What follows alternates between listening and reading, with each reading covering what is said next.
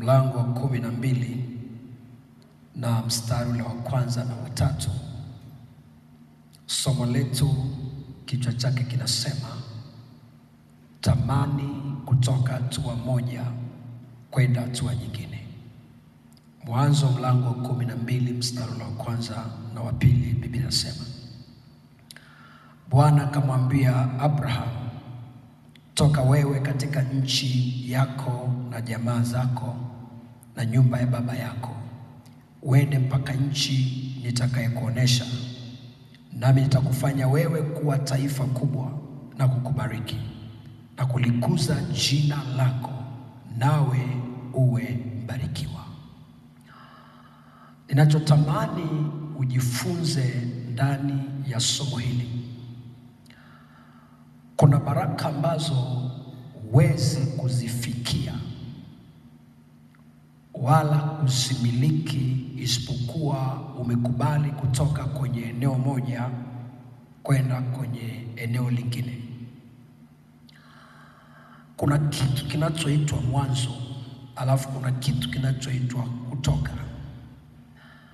Unaweza ukang'ang'ana kukaa kwenye mwanzo kwa muda mrefu, lakini Mungu anatamani usikae tu kwenye mwanzo, lakini utoke kwenye mwanzo usogee kwenye eneo lingine. Ndio sababu unaona kuna kipindi wana wa Israeli walitembea maisha ya jangwani, lakini kuna kipindi walitoka kwenye maisha ya jangwani kuelekea maisha mengine. Kuna kipindi walitembea, maandiko yanasema Mungu akamwambia Musa, waambia watu hawa imetosha jinsi walivyozunguka mlima huu, wageuke sasa upande mwingine. Kwa lugha nyingine, nachotaka nikuoneshe ni nini? Matamanio na kiu ya Mungu ni kuona unatoka kwenye hatua moja kwenda kwenye hatua nyingine. Ndio sababu ukisoma kwenye waraka wa 3 wa Yohana ule mlango wa 1 mstari wa 2, anasema, mpenzi, naomba ufanikiwe katika mambo yote. Kwamba kiu ya Mungu, tamanio la Mungu ni kuona wewe unatoka kwenye hatua ya umasikini kuelekea kwenye hatua ya utajiri. Ni kuona unatoka kwenye hatua ya kutokuwa na afya kuelekea kwenye hatua ya kuwa na afya. Ndio maana nasema naomba ufanikiwe katika mambo yote, kwamba Mungu anatamani kuona wewe unafanikiwa katika viwango vya kiroho, na Mungu anataka aone unafanikiwa katika viwango vya kimwili. Sasa anamwambia Ibrahim, toka kwenye nchi yako. Maana yake kuna mahali ukitaka kufika lazima ukubali kuchukua hatua ya kutoka kwenye eneo moja kwenda kwenye eneo nyingine. Kwa lugha nyingine, tamani kutokubaki mahali ulipo katika maisha ulionayo. Tamani kuona maongezeko ya kiroho na maongezeko ya kimwili kwenye maisha yako. Ukisoma kwenye kile kitabu cha Kumbukumbu la Torati sura ya 9 na mstari ule wa kwanza, maandiko yanasema, sikiliza basi Israeli, je, unataka kuvuka? Tamanio la wewe kutaka kuvuka, tamanio la wewe kutaka kutoka hatua nyingine ni tamanio la maongezeko. Ndio sababu kwenye Methali sura ya 16 na mstari wa kwanza anasema, maandalio ya moyo ni ya mwanadamu, lakini jawabu latoka kwa Mungu. Maana yake kuna mahali unahitaji kufika, lakini inahitaji maandalizi ya moyo wako ili uweze kufika. Ndio sababu Yesu anakutana na yule ndugu aliyekaa miaka 38 kwenye birika. Anachomwambia, unataka kuwa mzima? ni nini anachotaka ndani ya moyo wake. Maana yake kile anachotamani ndicho Mungu anampa. Kwa hiyo kama ndani yako kuna kuwa na tamanio la wewe kutokukaa katika hali ulionayo, usiridhike na maisha ulionayo ya kiroho ama maisha ya kimwili. Tamani kuona ongezeko la kiroho, ongezeko la maisha yako ya kimwili. Ukiangalia kwenye kile kitabu cha Luka sura ya 8 mstari 22, maandiko yanazungumza wakati Yesu alipokuwa anazungumza na wanafunzi, akawaambia haya na tuvuke mpaka ng'ambo.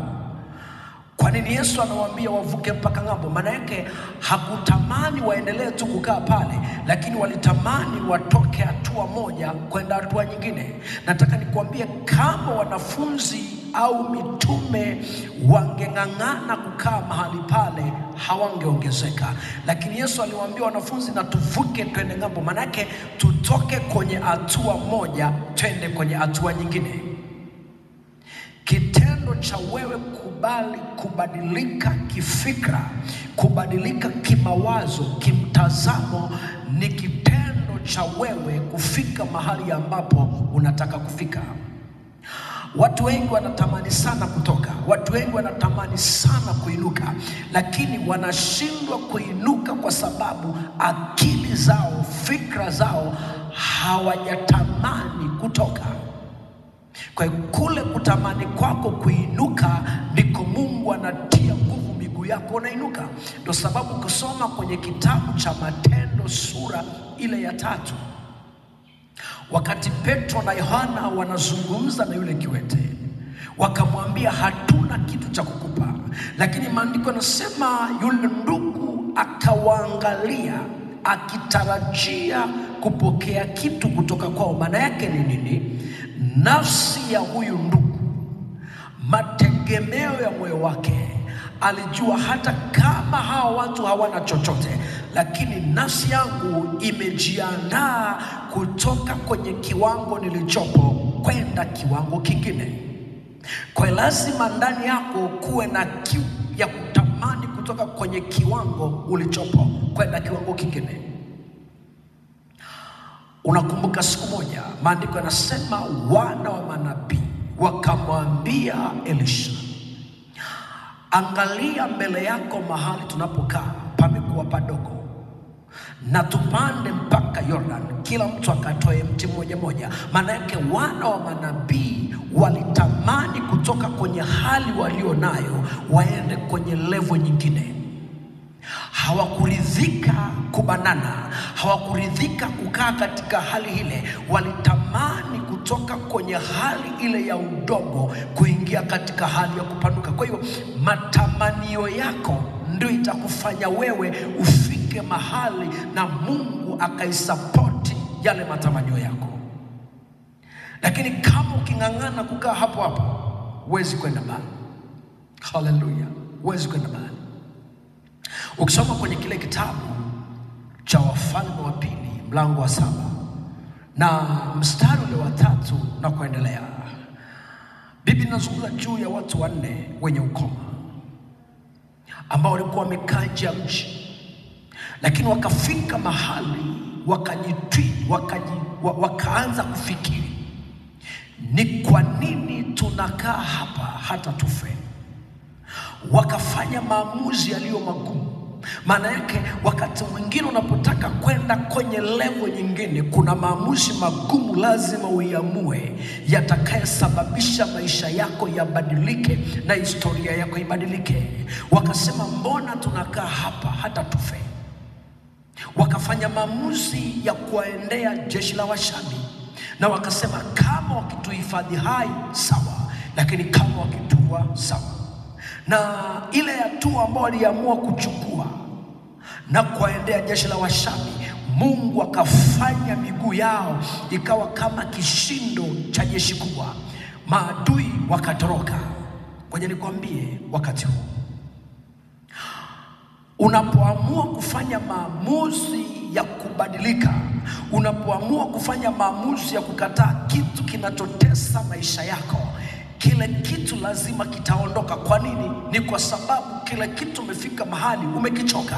Umeona hiki kitu kinasababisha maisha yangu nisitoke hatua moja hadi hatua nyingine. Kwa walipofanya maamuzi ya kutoka pale na kuendea jeshi la Washami, chakula kimepatikana. Haleluya. Ngoja nikwambie mpendwa, maisha yako hayatabadilishwa na mtu, ila wewe mwenyewe ndio una uwezo wa kusababisha maisha yako yabaki jinsi yalivyo ama uende hatua nyingine. Ndio sababu Mungu anamwambia Musa, mbele yako nimeweka mambo mawili. Mbele yako nimeweka uzima na mbele yako nimeweka mauti. Ni maamuzi yako kuamua kubaki kwenye mauti ama kubaki kwenye uzima. Ni maamuzi yako kukubali kubaki kwenye laana ama kubaki kwenye baraka. Kwa nini? Maana yake anamwambia mbele yako nimeweka vitu viwili. Una maamuzi ya kuamua kutoka kwenye laana na kuingia kwenye baraka. Alafu kirudi kwenye Mwanzo ambaye tumesoma, anamwambia Abraham, ukitoka katika jamaa yako na katika nchi yako, nitakupeleka mpaka nchi nitakayokuonesha, na nitakapofikisha kwenye ile nchi nitakufanya kuwa taifa, alafu nitakubariki. Sikiliza, kuna mahali unashindwa kufika kwa sababu kuna vifungo vimekufunga.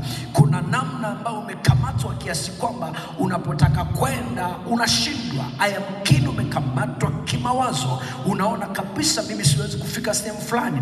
Ayamkini umekamatwa kifikra, lakini nataka nikuambie, kama ukiamua kubadilisha fikra zako na kuona ya kwamba ninaweza kufika eneo fulani, Mungu atakupa neema ya kufika. Paulo anaandika, anasema ninaweza mambo yote katika yanitiaye nguvu. Maana yake yako mambo ambayo wewe huyawezi, lakini neema ya Mungu ipo kwa sababu ya kukuwezesha.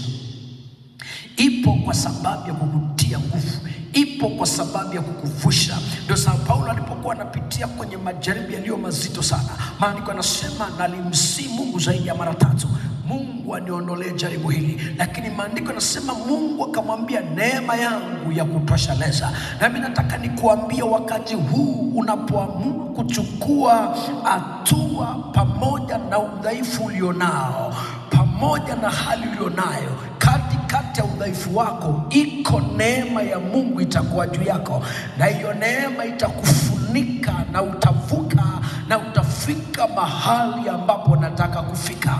Kinachohitajika ndani yako ni kudhamiria kutoka kwenye hatua moja kwenda hatua nyingine. Neema ya Mungu itakushikilia.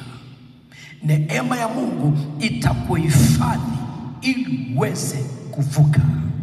Wacha nikombe. Mungu wetu, asante kwa ajili ya watoto wako na kanisa lako. Naomba uwabariki, naomba wainue, watoe hatua moja kuwapeleka hatua nyingine, katika jina la Yesu Kristo. Amen.